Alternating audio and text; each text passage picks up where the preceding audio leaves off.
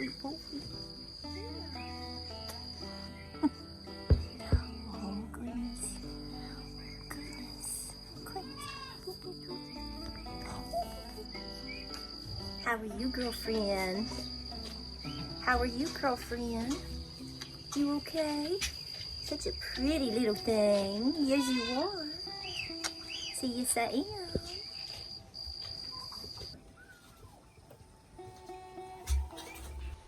It's a bunch of berry poop, isn't it?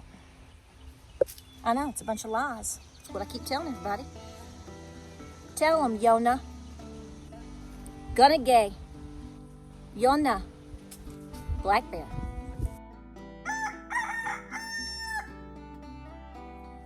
Come on, little man. Good morning, guys. Welcome to Appalachia's Homestead. Let's get you up in the shade. It's time for our mid-morning barn check, walk, bottle. We'll do the bottle first, didn't we, Francis? See, I'm a big boy. Come here and say hi to everybody. Say good morning. Say good morning, everybody. I drank my whole baba. Yes, I did. Ooh, feel that wind. Doesn't that feel good? No, you can't have my earring. No, you can't. So listen, if there's a little bit of breeze, please afford me to have some wind today. Guys, we are burning up here in East Tennessee, just like y'all are burning up everywhere else. What in the world? What in the dickens? They let us know today that we're in a drought. Thanks. Like we couldn't tell. Oh, duh. But anyway, so I've come up and I give him a mid-morning baba. I called it baba, like he's my baby. You're my baby, honey. All right. This is gonna be a wonky video. I can't even see. Okay, so there's Fritzy. And there's Ditzy right there. There's little Ditzy. Are you Ditzy? And say, no, I'm not, Mama. I'm smart. Don't take my earring. He's gonna get that. This is why I wear these little flat, I love these turquoise flat earrings. They're hard to get out of my ear. And they're flat, so an animal can't just like snatch it. Pearls and diamonds, or CZs for that matter, forget about it. You gotta be really careful. Really, really careful. Majorly. Chickens love to snatch them too. Turkeys, whatever. So anyway, hope you guys have been well. Hope that you are keeping up with everything. I know it's very difficult. This is a very difficult season for most people. Either you've been flooded out or you're burning up. And we can certainly attest to that, because the other day when we were supposed to get rain, we didn't get anything. We got a little bit of a cool down. The high yesterday was 87, so we got a break. We got a little bit of wind, but the heat's pushing back in. We're gonna be somewhere between, by Monday, we're gonna be almost 100 degrees. So I'm real happy about it. Hey, now listen, I know we're complaining about this, and we should, but come January, I'll be missing t-shirts and tomatoes and 90-degree weather. I say this every year because I know it's, girl, you know it's true. So you put a little Luke Bryan in that. Any song, you can Luke Bryan, any song, you just, you know, you can do it. Just, it'll make your day. Just go ahead. That's how I de-stress, is walking around and singing, I guess. But listen, a lot of news coming out about how bad we are looking at things in terms of finances for Americans. Now, this is a global problem, so if you're not in the United States, don't think we don't know about y'all too. Okay, we do here, right? This community knows, our folks know. But here's the bottom line. Okay, no copperheads, no copperheads, no copperheads. 78%. Forbes reported this. I've seen it several places now. It's been the talk of the town for a little bit. 78% of the American people are living paycheck to paycheck now. Really? That's according to Forbes. You can Google search it, whatever you do, and you're going to see the statistics of now. We are looking at into 2024. 78% of Americans are living paycheck to paycheck. So how do you feel about that? Are you in this category? I know a lot of you are, because you comment and talk about your situations, which we greatly appreciate, because those stories need to be shared. That needs to be discussed, Because for the handful of people out there that are still living in La La Land and that actually will probably vote for Joe Biden again,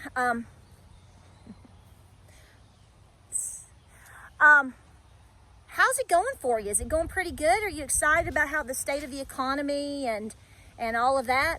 The rest of us out here are working our buns off. Oh, come on, bring that. Ooh, ooh. So I'm gonna say this because I'm Gen X, and what I'm going to say is going to be incredibly generic, because I understand you can't paint every scenario and everyone with a complete broad brush. But I'm going to fair to say that anybody that's roughly 45 up to the late 50s and whatnot, we're really getting pinched right now for two different reasons. We're watching our parents and grandparents that are in retirement or way post-retirement age start to struggle, because maybe they've never had a lot of money to begin with, number one. They are living off of what retirement they have, Social Security, et cetera, So here we are, okay? Just be with me, generically here. And then below us, we're watching our younger family members, or even siblings for that matter, who have been, in a lot of cases, rather clueless. And now they're waking up to, holy crap, we're in a lot of trouble. And then, like in my situation, like many of you, mid-aged, we've got grown adult children now, right? Well, they're lucky to find a good job, and they certainly can't afford to buy a house. So that puts a tremendous amount of pressure on. We're like the peanut butter and jelly sandwiched in between two the top and the bottom piece of bread. We're getting smushed because we want to help our parents. We want to help our grandparents. My Nana's still alive and is requiring a lot of help these days. But then I turn around and I've got younger people in my family, and I especially have my children who are in their 20s, and there is no way they can afford to buy a house. It is shameful what is going on in this country right now.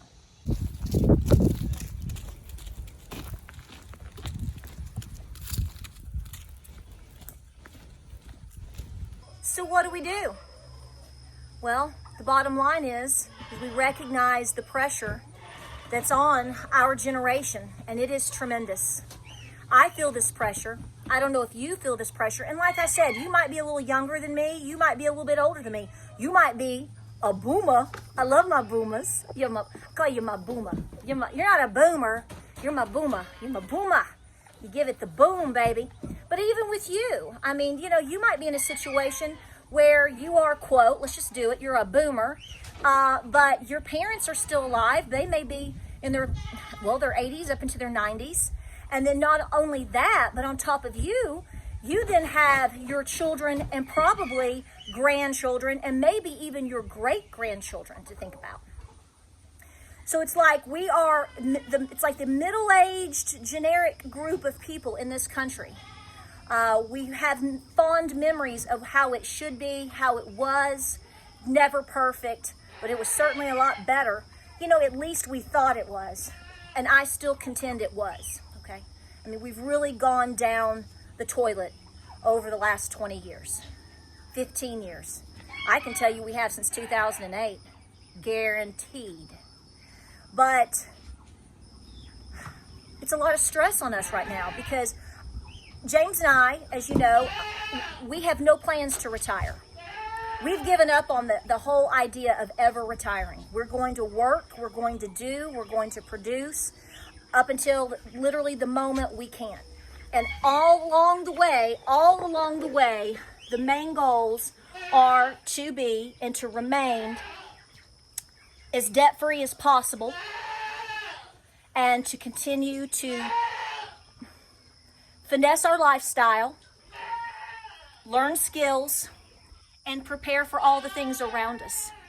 Because we're the generation, we are the folks like you that I have described that are absolutely sandwiched with having to take care of our elders, which is an honor, But yet, that same responsibility is falling on us to take care of our grown children. I'm not talking about toddlers, babies, and teenagers.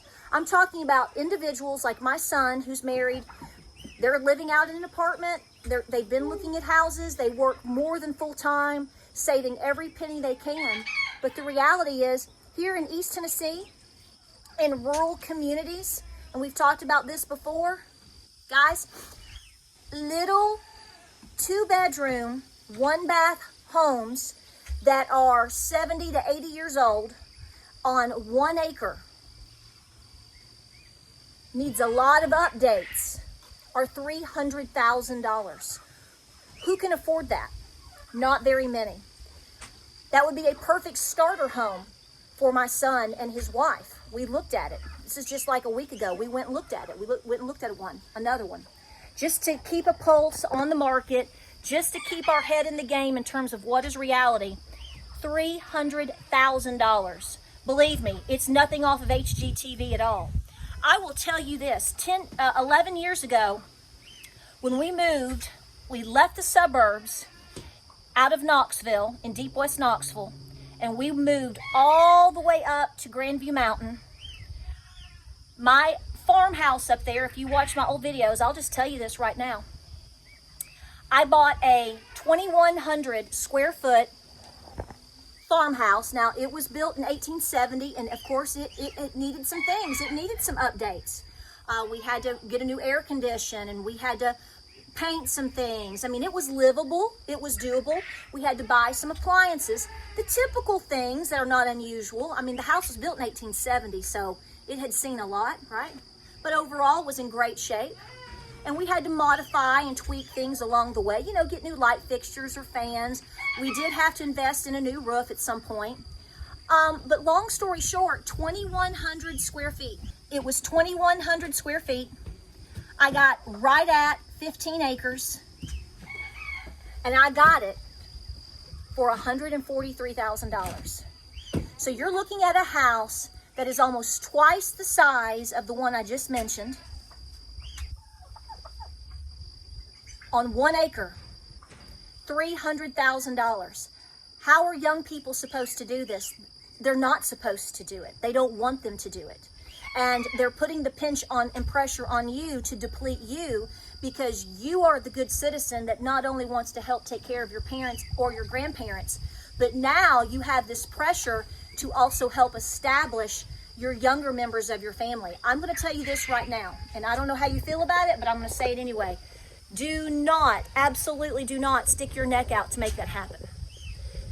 What I mean is, you're better off, if you can, to try to do in my personal opinion, as opposed to blowing all of your money trying to reestablish other generations or to establish other generations. I think it behooves a family better to try to make it happen as a multi-generational family unit on one piece of property at this time, a farm at this time. If that's the situation you're in, that where it's so critical to where you're going to have to put yourself out for other generations due to various circumstances, consider having people move in with you if you can. Don't risk your financial livelihood to establish them by signing anything, committing to anything, whatever, because what if they end up not being able to do it? What if one of them loses their job? What if something happens to that property, etc., etc.? Then you are responsible for that too. So I highly encourage you not to do that. The only word, besides that, my words of wisdom is obviously going to be to continue to do what you're doing. And it's really hard because it's a lot of stress right now. It really is. Because we had, like I said, a taste, and we had the connections, and we had the memories of days gone by, of generations gone by. And this generation is still held to helping our parents and grandparents. We want to do that. And now you have the pressure of everything coming up behind you. You being debt-free, you being sustainable, you being prepared, you being mentally prepared is going to be the pillar. You are the family pillar. You know, it used to be all these older generations were the matriarch and patriarchs. It is absolutely shifting to the middle now. because you still have some youth on your side, right? We're young and vibrant, and we're still doing and we're still going. That never ends at this point, folks. So for individuals that think they're going to retire, I mean, obviously, if you've just now retired and you did really well and you've been smart, you're probably going to be okay. But people like me in our, mid to late 40s into their 50s, like my husband, we're never going to retire. All right, so if you don't mind, I'm going to conclude the video in the car because the wind it feels great, but you can't hear me very well, so I already know how that's going to go, and plus it's time for me to run now anyway. So keep running, guys, out there. Work out, walk, stretch, do anything that you can. But here's the bottom line, and nobody likes to talk about this, and nobody likes to hear it, but I'm just going to say it. Just go ahead and admit to yourself you're never retiring. I mean, if you've worked for the last 40 to 50 years and your house is paid for and you feel you're set and you're debt-free, that's a different scenario. But as we continue to press forward in time, and you're talking about folks that are 45, 50, 55, even 60, I hate to tell you, but most likely unless you are a minority in this group, you're probably not actually ever going to retire. And I'm going to say at this point, I'm not really sure you should. And I know a lot of people don't like to hear that either. I mean, I told you before, my father just retired after 45 years of service and work with Kroger. And I kept pushing him, and he pushed it out there. He was going to retire this time, and then he pushed it up some, and he's done well. But my point here is a lot of people are not debt-free. A lot of people haven't saved and done the things, and you have to look at your individual circumstances, because we are literally this age group, the Gen Xers, and that's who I'm using as the ultimate mushy middle example here. We have, in terms of, like I said before, we're not retiring, and I think you need to talk to everybody around you about that and somebody needs to tell these people how bad it is.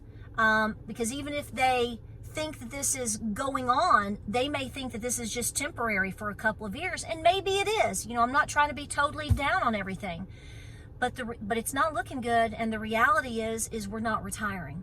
You may be changing jobs, you may be doing something different, but the whole idea of what you saw your grandparents do, or even my dad at this point, and even my own father said, I'll probably have to do something different soon, and maybe part-time work, but it never really truly goes away. What is your input on this? I just know that speaking for my age group, a lot of us, well, I can't say all of us because I can't say all of us are doing this either, but from who I know and what I know, this age category is feeling the pressure of not only just taking care of ourselves, but having to realize that a retirement is not there for us in the future, most likely, for many different reasons. But also watching our parents, and some of us like me, our grandparents, now we're having to talk to them about what's going on, the reality of what the state of the union really is, and the economy, although many of you and many of them know. But even harder than that is talking to the generations younger than us, because a lot of them, and I'm sorry, you may not be this may not apply to you. Praise God if it doesn't. They don't understand. And what they do understand is the frustration and anger right now of the scenario that they've been put in. And shame on this government for doing so, because that's exactly what's done it. Our government spending and the Fed, and the lack of responsibility throughout the generations to continue to keep people to focus on the things that matter. Working, yes, but trying to be debt-free.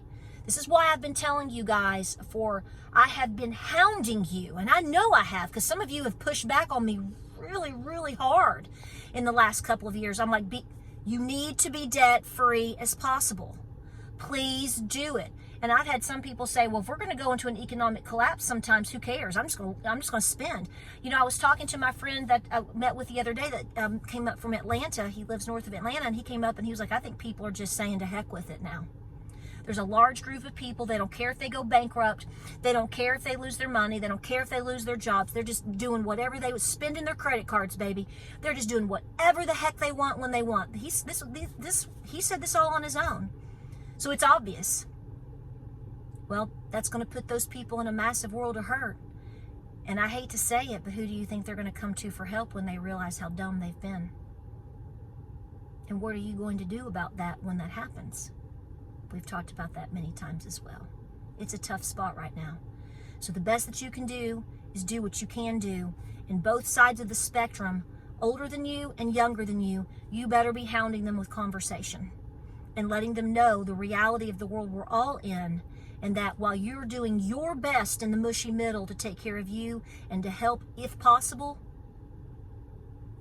it most likely for all of us, it may not be enough.